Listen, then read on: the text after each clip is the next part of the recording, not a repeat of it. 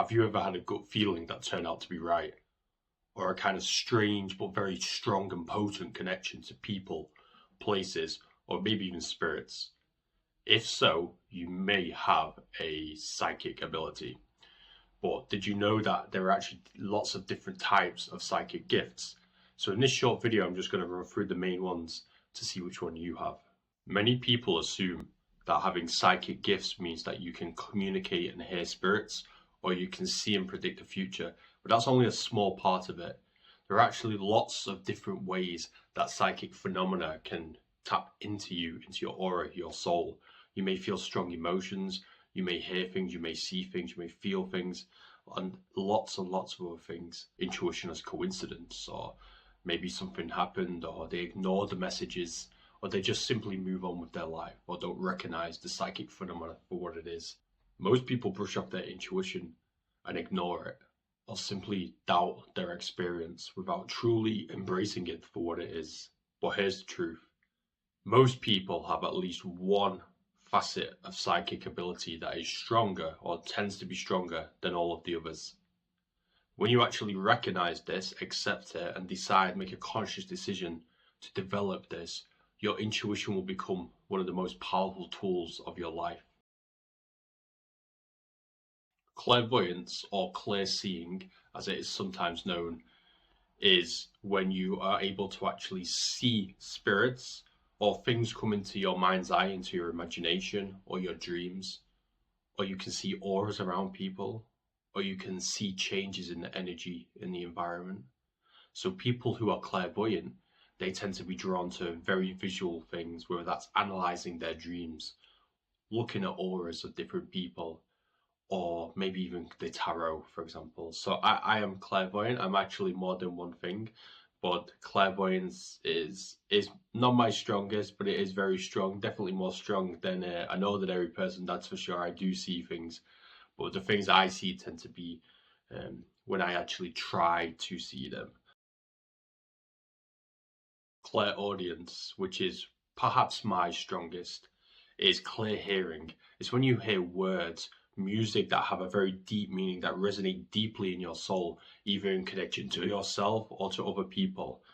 So clairaudience, if you have clairaudience, you may actually hear words, phrases, very clear and direct sometimes, not sometimes subtle, sometimes very clear and direct, that either feel like it's your inner voice, or perhaps your guardian angel coming through you, or maybe you actually hear words that are external to you that other people cannot hear.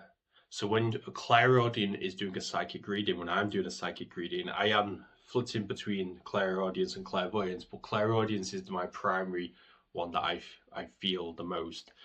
I'm tending to channel very words like linguistic messages from a loved one or externally from a spirit through me, through my own voice box, to the person I'm doing the reading for. So if you're a clairaudience, if you have clairaudience, you can develop your intuition by learning to silence the noise. Clairsentience, which is clear feeling. Now this is very common, I believe, in all or many young children to a degree. It depends on the individual child, and it's something that we all seem to lose as we become older and we get immersed in the world of work and responsibilities, or maybe we lose faith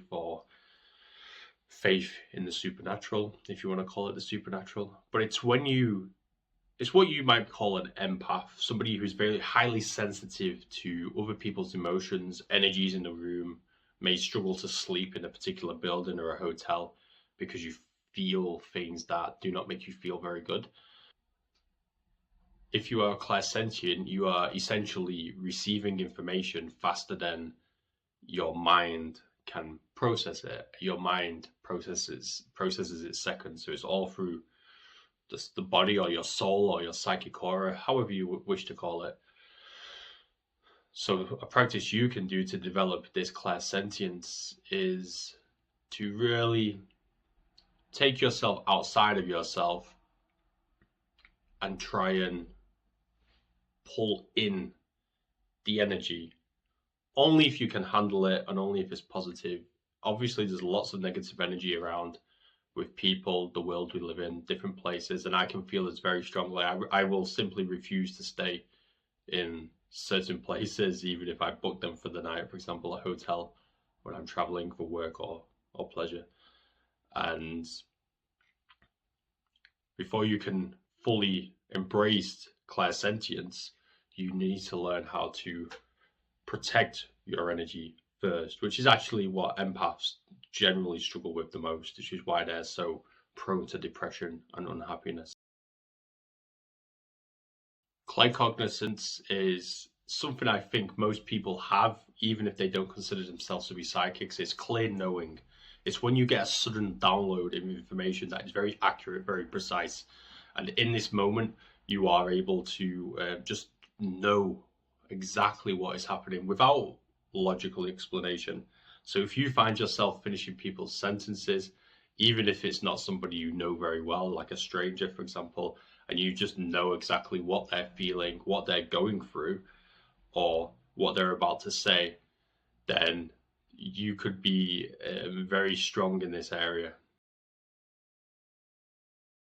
Clear smelling and clear tasting, I can't actually say these words, but if you're able to smell perfume, for example, or flowers that are linked to somebody from the spirit world, then they may be trying to contact you.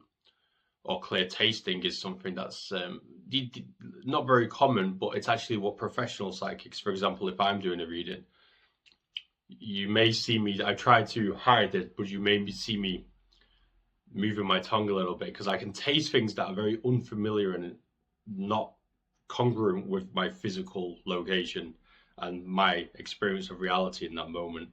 So perhaps you've had tastes, and I don't mean something to do with the food you've eaten in your last meal, but very foreign tastes that make no sense. And if you've got no medical condition, for example, that would be causing that taste, it may mean you have one of the least common types of psychic gift where you can tap into things. The difficulty with this is the information you're receiving information, but it's just very hard for you to actually understand what that means. And even for myself, even though I have this all of the time, if you're just moving through the world, who knows what's actually what it means, if it's important.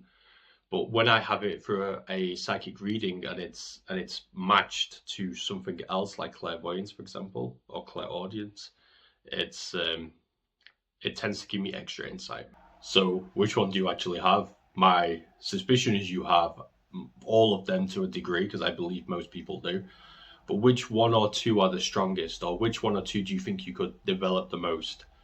From my own experience, as well as having a natural ability since the age of, well, probably forever, but I sort of became aware of it when I was about 4 or 5 years old, which when I say that to people, they seem shocked or probably don't believe me. But it's true. I have tried many things in my life to actually develop these practices, and I still train these most days, not every day, maybe 4 or 5 days a week. I still have a very conscious practice, like analyzing my dreams, for example, and do some other dream work practices. I like dream yoga, and it's not called dream yoga, it has another name, but I call it dream yoga. I also do automatic writing, which is a big one for me. And normally I link automatic writing to a prayer practice or meditation.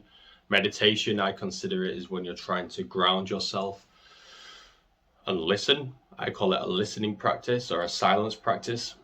Whereas prayer is more when I'm being more proactive in the being more proactive. So it's like I'm, instead of listening to God, I'm talking to God.